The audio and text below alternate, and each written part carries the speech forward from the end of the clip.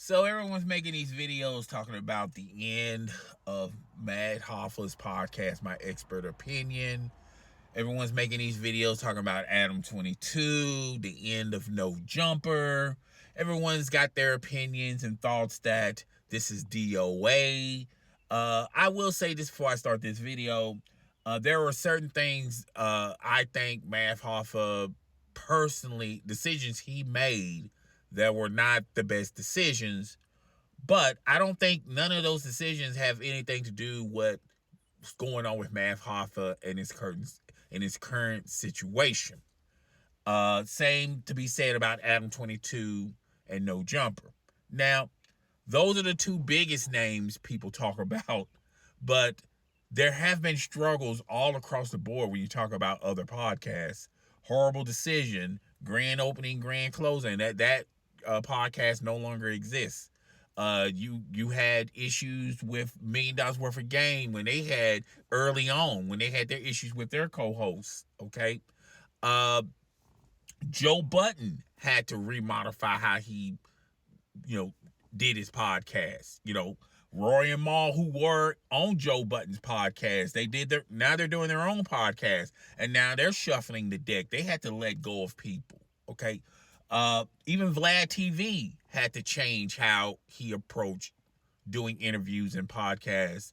Uh, Shannon Sharp, Club Shay Shay had some struggles, particularly with the Instagram Live and things of that nature.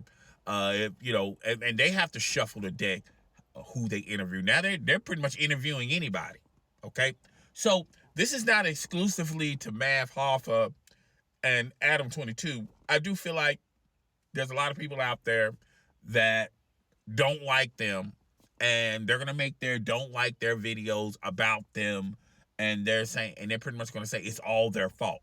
Now, I'm not saying that Math Hoffa, there's some decisions he made that I don't necessarily agree on, but at the same time, I don't think these decisions are what ultimately is where he's at right now. And the same goes for Adam 22 and the rest of the people I just mentioned. I just think when you look at podcasts, first and foremost, I've been pretty much consistent on this theory. When podcasting was popping, I said then that it was an oversaturated market.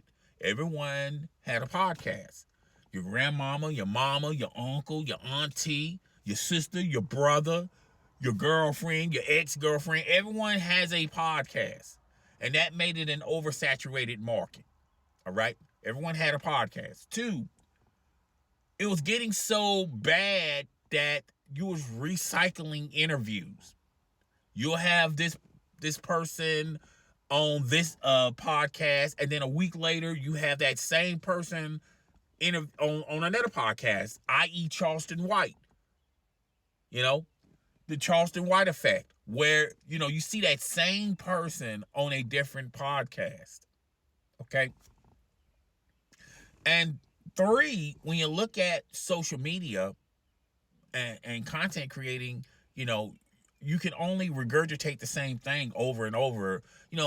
It's like you don't like it's like doing something wrong and expecting that one time you did it wrong to be perfect. All right? It's not going to happen that way. I think it's an oversaturated market.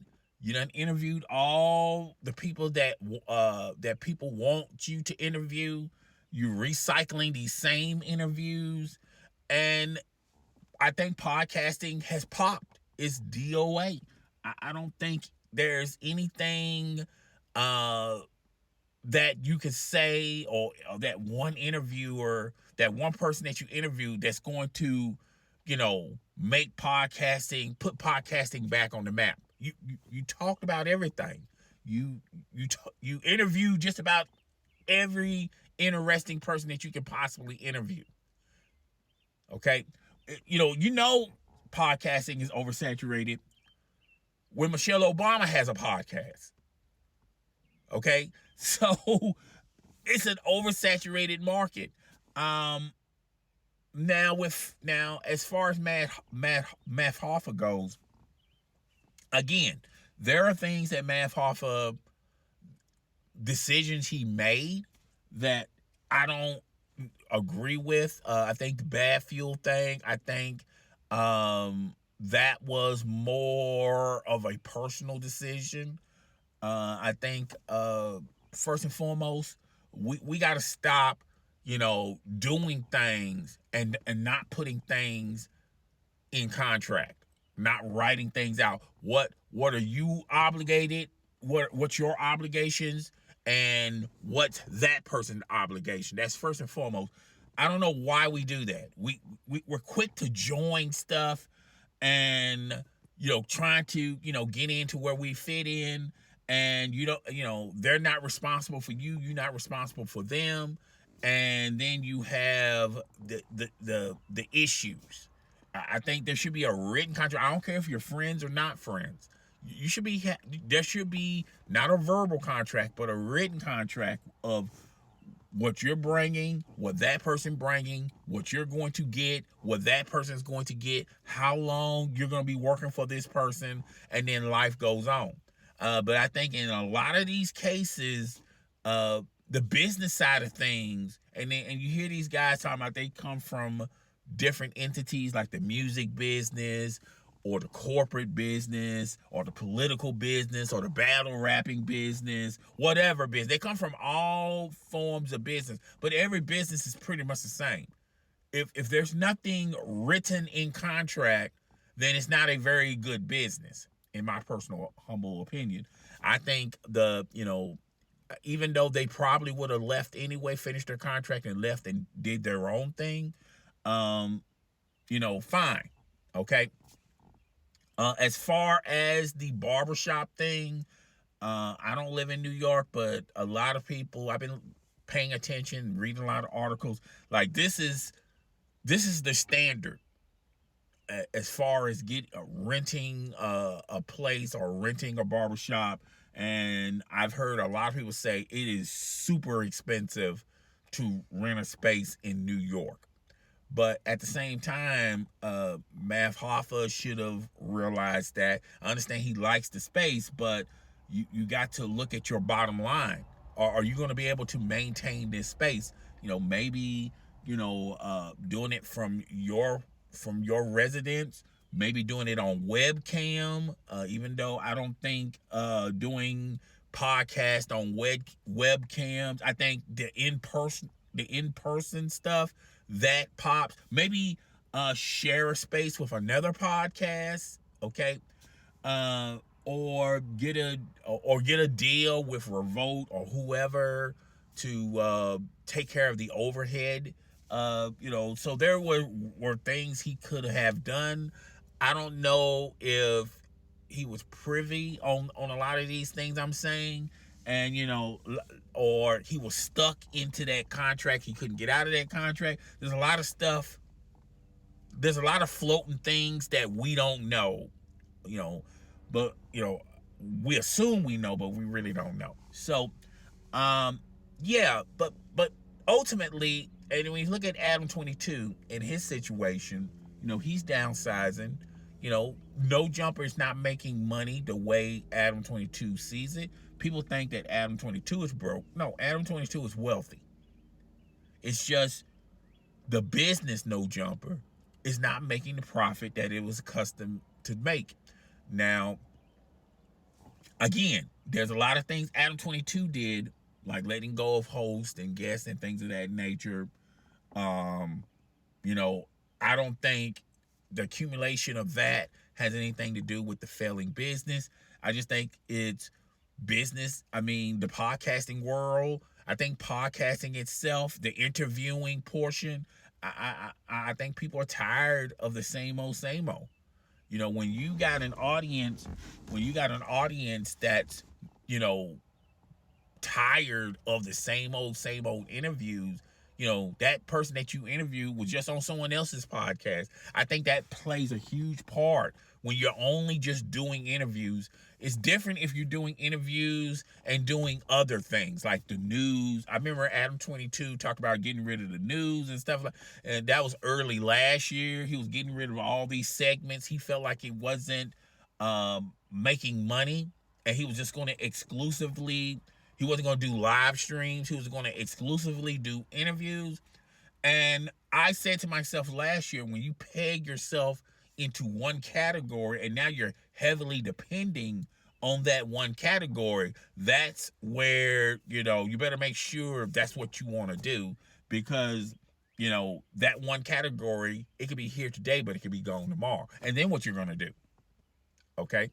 So the Adam 22 thing, I felt like, that, I felt like I don't agree with a lot of decisions he made, but I don't think those decisions are the main reason why it's struggling. If you want to say it's a part of it, yeah, I can co-sign. Same thing with Math Hoffa. If you think that all their decisions are part of it, I can agree. We can both agree on that. We can but I don't think I don't think those were the reasons. I just think in itself, content creating, it changes. I remember a while ago, live streaming was big on Twitch and YouTube. Now, not so much. Live streaming is not as big as what it once was. I remember vlogs. People were doing vlogs. Everyone was doing personal vlogs and things of that nature. The vlog market has died. Pretty much died. Not a lot of vlogs out there are sustaining their growth. There are some here and there, but that's because of their audience that, came to exclusively subscribe to their channel. But vlogging is dead. Okay? So you got to change with the times. And I'd rather be I'd rather be a jack of all trades than a master of one thing. And I think that's what's going on with a lot of these decisions. Now, you can address it early on so it don't affect you later. I think $1 Million Worth of Game addressed it early on. Remember, they used to have a four people there. And Gillian Wallow said, look, we need to downsize. Even when they was getting their deal with I forgot the podcasting. I forgot their deal, their deal, and they was getting all these other sponsors and stuff. They were thinking about just downsizing. When they started getting bigger, they started immediately downsizing. Okay. So yeah, you can be smart about it and start downsizing when you start popping. Okay, and it may work and it may not work, but people listen and watch $1 Million Worth of Game because of Gillian Wallow. They don't watch it because of of the other guests. They don't watch it because of the person that's talking in between them. They watch it because of Gillian Wallow. So they simplified the formula, just Gillian Wallow, and then they removed everyone else off the platform, and they took their lumps removing those people. But if you look at $1 Million Worth of Game, it's still up there. When you look at Joe Budden, remember, everyone thought that was preaching doom and gloom about Joe Budden getting rid of Rory and Mal. And, Roy and Mal talking about morals and principles and loyalty and all this stuff. And, now they're doing their own thing. They're starting to feel the squeeze, and they can't maintain that roster. So they're getting rid of people. So you got to change with the times. If you don't change with the times, you're going to fall behind. So, yeah, that's all I got for this. Guys, tell me what you think. Rate, comment, subscribe. I'll see you guys in the next video. Deuces.